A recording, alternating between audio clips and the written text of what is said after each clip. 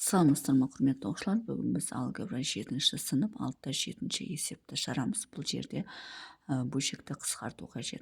Бұл бөлшекті қысқарту үшін бірінші мына алымын көбейткішке жіктейміз, ортақ көбейткіш жақшаның сыртына шығарамыз. Бұл жерде 3 пен 12-ден ортақ көбейткіш екеуіне де бөлінетін, ол 3 болады.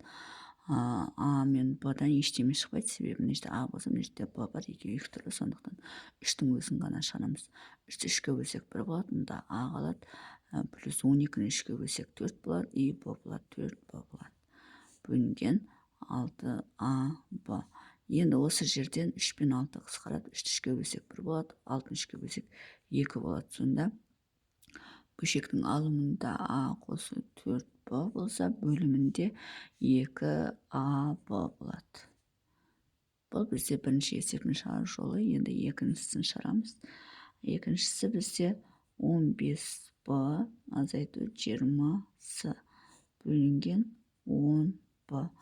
Енді бұл жерде ортақ көбейткіш 15 пен 20-дан 5 шығады жақшаның сыртына. 15 5-ке бөлсек 3 болады. И қасында Б-сы бар, минус 20-ны 5-ке бөлсек 4 болады, 4 С болады. Бөлу 10 Б.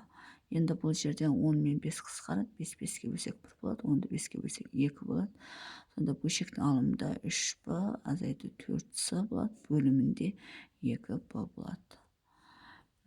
Үшінші 2 А минус 4 бөлінген 3 А минус 2. Енді бұл жерде 2 А минус 4 деп отырғаннан, екеуінен де 2-ні жақшаның сыртына шығарамыз. Мұнда А қалады, 4-ті 2-ке бөлсек 2 болады, бөлу 3 А минус 2 болады.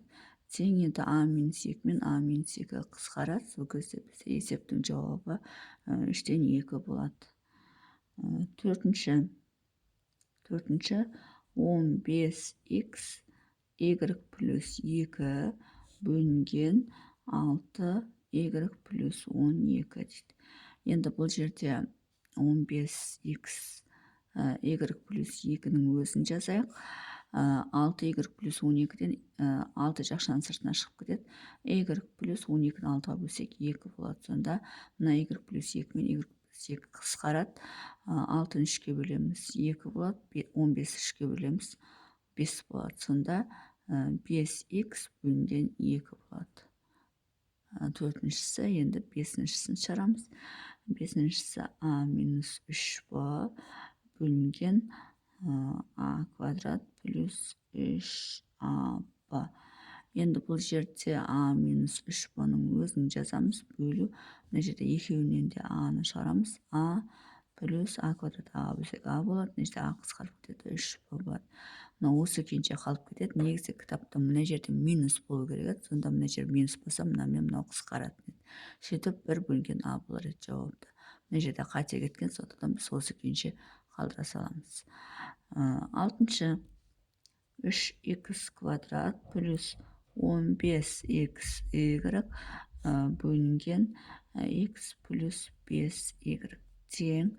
Енді 3Х квадрат плюс 15XY-ден 3 пен 15-тен 3-ті шығарамыз.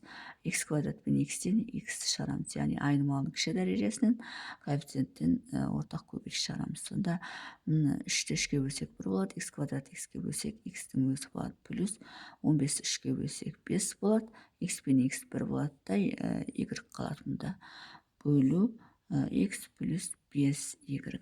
Енді осы жерден Х плюс 5Y пен мұна екеуі қысқарады, есеп онда 3Х-тің өзі қалады. Алтыншысы, енді 7-шісін шығарамыз. 7-шісі бізде Y квадрат минус 16 бөлінген 3Y плюс 12 дейді. Енді Y квадрат минус 16-ны екі жақшаға жіктеуге болады. Y плюс 4, Y минус 4 деп осылай екі жақшаға жіктеуге болады. Екеуінен 3-ті жақшаның сыртына шығарып жүрсек, Y плюс 4 деп осылай жазуға болады. Сонда Y плюс 4 пен Y плюс 4 қысқарады. Бөлшектің алымында Y минус 4 қалады, бөлу 3 болады. 8-ші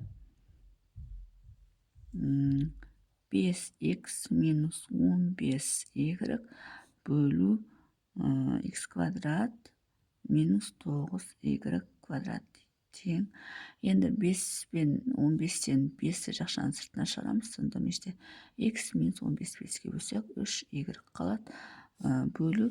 Енді x квадрат минус 9y квадрат дегенді a квадрат минус b квадрат деп алатын болсақ, онда екі жақшаға жүктеуге болады. x плюс 3y, x минус 3y деп осылай жүктеуге болады. Сонда x минус 3y пен x минус 3y қысқарады. Бөлшектің алымында 5 қалады. Бөлімінде x плюс 3y қалады. Бұл бізде 8-шісі, енді 9-шысын шығарамыз.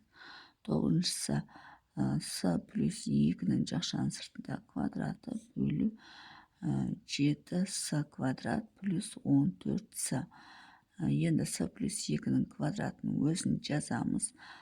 Бөлу екеуінен 7 шығады. 7 мен 14-тен с квадраттан с-дан с жақшаның сыртына шығады. 7 с-ға бөлетін болсақ, 7 мен 7 қысқарады. С квадраттан с-ны бөлсек с қалады. Плюс 14-ті 7-ге бөлсек 2 болады. С-ға бөлсек 1 болады. Сонда с плюс 2-нің квадратына с плюс 2 қысқарады. Мұнда біреу қысқарса, мына жерде 1 дәреже қалады. Сонда бөлшектің алымында с плюс 2 бөлімде 7 с қалады. 10-шы 6с б азайту 18с квадрат бөлу б минус 3с-ның кубы тең. Енді 6 мен 18-ден 6-ның жақшаның сыртына шығарамыз.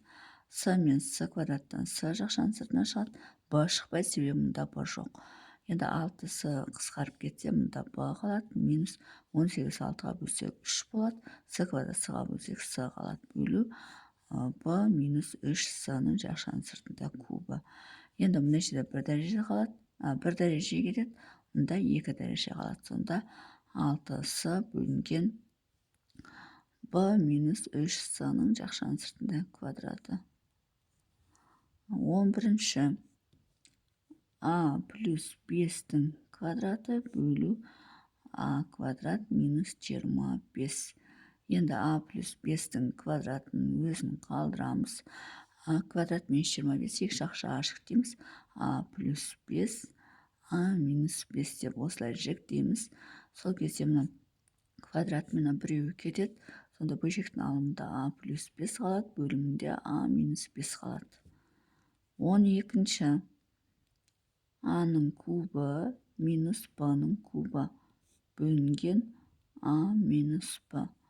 Бұл жерде а куб минус б кубты жақшаға жүктеуге болады. Яғни а минус б формула бойынша а квадрат плюс аб плюс б квадрат деп жүктеуге болады. Бөлу а минус б.